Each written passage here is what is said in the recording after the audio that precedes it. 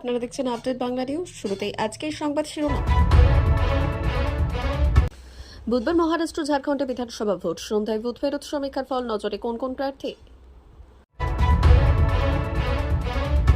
দেরিতে হলেও অবশেষে বাড়ল নিয়ে কত শতাংশ, সরকারি কর্মীদের জন্য বড় খবর। এবার 1,000 টাকা থেকে বেড়ে 2,000 টাকা পাওয়া যাবে, বড় আপডেট লক্ষ্মীর ভান্ডার প্রকল্প সম্বন্ধে।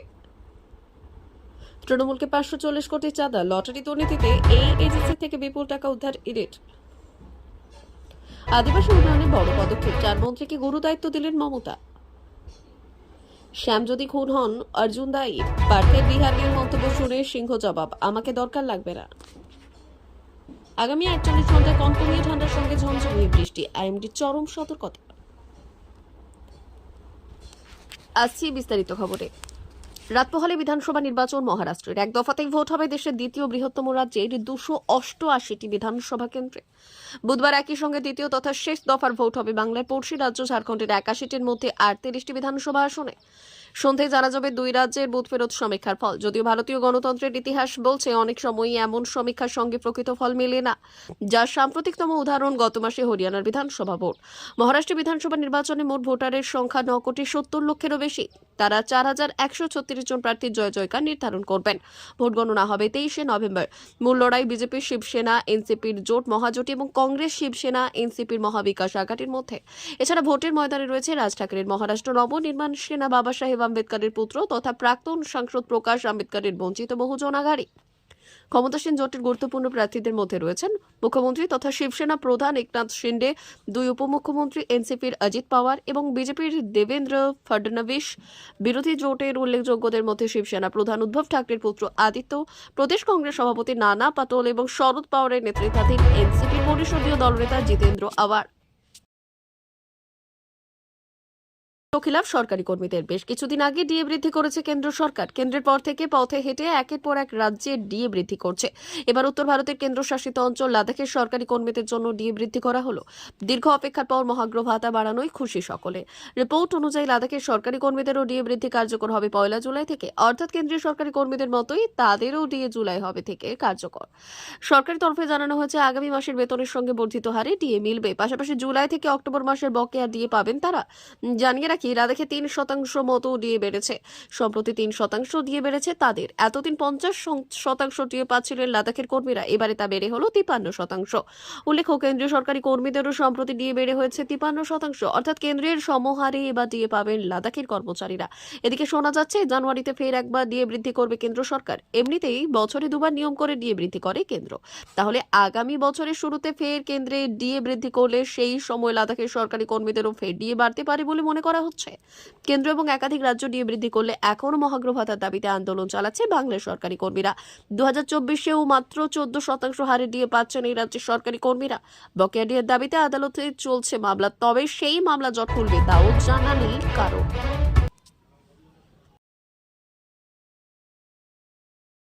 পশ্চিমবঙ্গের মুখ্যমন্ত্রী মমতা বন্দ্যোপাধ্যায়ের উদ্যোগে চালু হওয়া লক্ষ্মীর ভান্ডার প্রকল্প রাজ্যের মহিলাদের মধ্যে ব্যাপক জনপ্রিয়তা অর্জন করেছে।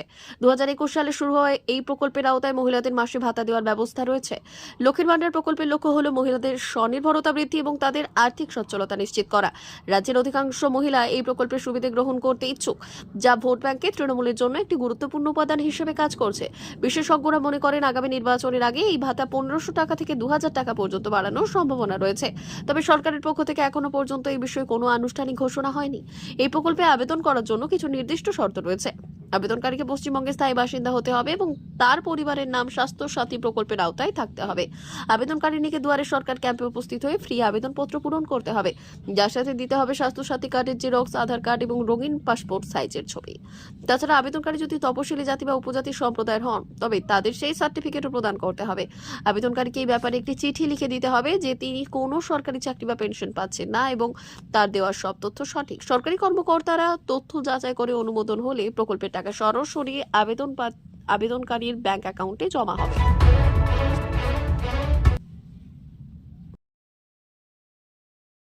2002 সালের আর্থিক তছরূপ বিরোধী আইনের ধারায় সান্তিয়াগো মার্টিন এবং তার সংস্থা future gaming and hotel services private limited এবং অন্যান্য সহযোগী সংস্থার বিরুদ্ধে পদক্ষেপ নিয়েছে কেন্দ্রীয় তদন্তকারী সংস্থা ইডি অথবা এনফোর্সমেন্ট ডিরেক্টরেট।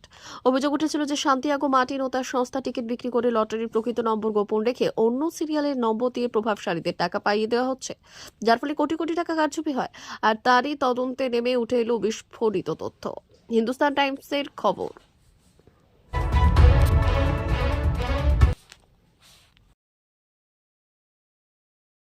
আদিবাসী উন্নয়নের জন্য যে রাজ্য সরকার প্রচুর কাজ করেছে সেই কথা ঘোষণা করেছেন মুখ্যমন্ত্রী মমতা বন্দ্যোপাধ্যায়। আর সেই আদিবাসী সমাজকে নিয়ে নবান্নে একটি বৈঠক হয়, আর সেখানেই রাজ্যের 4 মন্ত্রীকে বড় দায়িত্ব দিলেন মুখ্যমন্ত্রী। সূত্রের খবর, নবান্নে আদিবাসী সমাজকে নিয়ে একটি বৈঠক করেন মুখ্যমন্ত্রী মমতা বন্দ্যোপাধ্যায়। আর সেই বৈঠকে একাধিক গুরুত্বপূর্ণ সিদ্ধান্ত গ্রহণ করা হয়েছে। জানা গিয়েছে রাজ্যে 40টি আদিবাসী সম্প্রদায় রয়েছে, তাই এই সমস্ত সম্প্রদায়ের মানুষদের সঙ্গে আরও যে অন্য ভাষার মানুষরা রয়েছেন তাদের যাতে একত্রিত করা যায় তার জন্য 4 মন্ত্রীকে দায়িত্ব দেওয়া হয়েছে। স্বাভাবিকভাবেই তারা এই মেলবন্ধন এবং যোগসূত্র স্থাপন করবেন বলে জানা গিয়েছে। সব মিলিয়ে গোটা পরিস্থিতি কোথায় গিয়ে দাঁড়ায় সেদিকেই নজর থাকবে সকলের।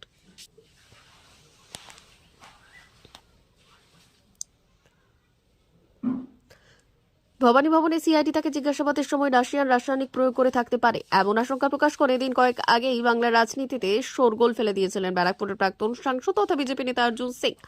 এবার সেই অর্জুনের বিরুদ্ধেই খুনের ষড়যন্ত্র করার অভিযোগ তুললেন ব্যারাকপুরের সাংসদ পার্থ ভৌমিক। তার অভিযোগ, বিহার থেকে লোক ভাড়া করে এনে জগদ্দলের বিধায়ক সোমনাথ শ্যামকে খুনের চেষ্টা করছেন অর্জুন। পাল্টা বিজেপি নেতা অর্জুন বলছেন সোমনাথকে মারতে তার দরকার হবে না, সময় এলে জগদ্দলের মানুষই ওকে মারবেন। ভাটপাড়া পুরসভার টেন্ডার দুর্নীতি মামলায় বৃহস্পতিবার অর্জুনকে ভবানী ভবনে ডেকে জিজ্ঞাসাবাদ করেছিল সিআইডি।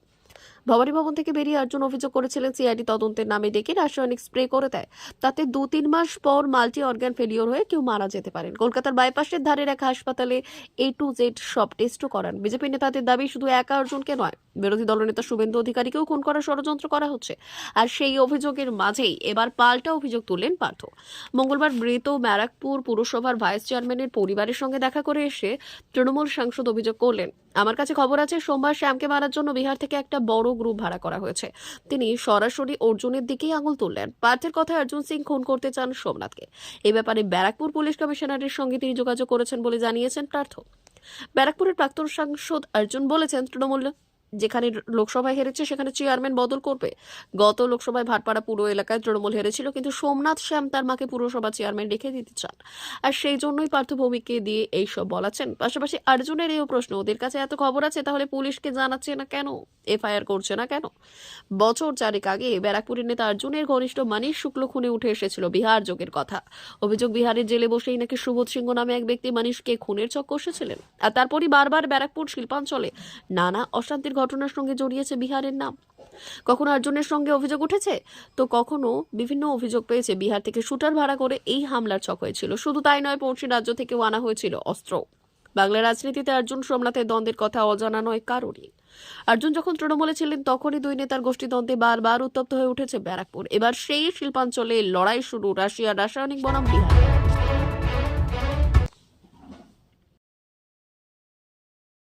শীতের আবহ তৈরি হলেও বৃষ্টি ও ঘন কুয়াশার প্রভাব বদলে যাচ্ছে আবহাওয়ার চিত্র। আবার ভারতীয় আবহাওয়া দপ্তরের পূর্বাভাস অনুযায়ী আগামী 48 ঘন্টায় দেশের 8টি রাজ্যে ভারী বৃষ্টির সম্ভাবনা রয়েছে। তামিলনাড়ু, কেরল সহ দক্ষিণের রাজ্যগুলিতে বজ্র বিদ্যুৎ সহ বৃষ্টির সম্ভাবনা রয়েছে। এছাড়া উত্তর ভারতের কয়েকটি রাজ্যে ঘন কুয়াশার কারণে যান চলাচলে বিঘ্ন ঘটার সম্ভাবনাও রয়েছে। বাংলার মানুষ অবশ্য আপাতত শীতের হালকা আমেজ অনুভব করছে, তবে আগামী দিনগুলিতে বাংলার আবহাওয়ার বড় কোনো পরিবর্তন হবে না বলেই মনে করছে আবহাওয়া দপ্তর। ভারতীয় আবহাওয়া দপ্তরের পূর্বাভাস অনুযায়ী 19 এবং 20 নভেম্বর তামিলনাড়ু, পুদুচেরি, কারাইকাল, কেরল এবং মাহেতে বজ্রবিদ্যুৎ সহ ভারী বৃষ্টির সম্ভাবনা রয়েছে। বিশেষত তামিলনাড়ুর কন্যাকুমারী, তিরুনেভেলি, থুথুকুডি, রামনাথপুরম, শিবগাঙ্গাই, পুদুকতাতেও বৃষ্টিপাতের পূর্বাভাস রয়েছে। শীতের প্রভাব ক্রমশ বাড়ছে উত্তর ভারতে। দিল্লি, পাঞ্জাব, হরিয়ানা, উত্তরপ্রদেশ এবং বিহার সহ বিভিন্ন রাজ্যে দিনের তাপমাত্রা হ্রাস পাচ্ছে। আইএমডি জানিয়েছে আগামী 24 থেকে 48 ঘন্টায় পাঞ্জাব, হরিয়ানা, চণ্ডীগড়, উত্তরপ্রদেশ এবং বিহারে ঘন কুয়াশার দাপট থাকবে। গভীর রাত থেকে সকাল পর্যন্ত কুয়াশার কারণে দৃশ্যমানতা কমে যাওয়ার আশঙ্কা রয়েছে। হিমাচল প্রদেশের কিছু এলাকায় আগামী 5 দিন কুয়াশার প্রকোপ থাকতে পারে। এতে পরিবহন ও দৈনন্দিন কার্যক্রমের সমস্যা হতে পারে। পশ্চিমবঙ্গে শীতের আমেজ শুরু হলেও বড়সড় বৃষ্টির সম্ভাবনা নেই। আবহাওয়া দপ্তর জানিয়েছে, উত্তরবঙ্গে দার্জিলিং, উত্তর দিনাজপুর এবং দক্ষিণ দিনাজপুরে হালকা থেকে মাঝারি কুয়াশা পড়ার সম্ভাবনা রয়েছে। কাঞ্চনজঙ্ঘা দৃশ্যমানতায় কিছুটা বাধা সৃষ্টি হতে পারে। দক্ষিণবঙ্গেও কিছু জেলায় ভোরের দিকে হালকা কুয়াশা দেখা মিলবে। কলকাতা ও আশেপাশের এলাকায় দিনের তাপমাত্রা সামান্য কমবে, কিন্তু রাতের তাপমাত্রা স্থিতিশীল থাকবে। বঙ্গোপসাগরের নিম্নচাপ এবং পশ্চিম ঝঞ্ঝার প্রভাবে দেশের দক্ষিণাঞ্চল ও উত্তরাঞ্চলের আবহাওয়ার বদল এসেছে। তামিলনাড়ু ও কেরল উপকূলে সক্রিয় মেঘের কারণে বৃষ্টির সম্ভাবনা বেড়েছে।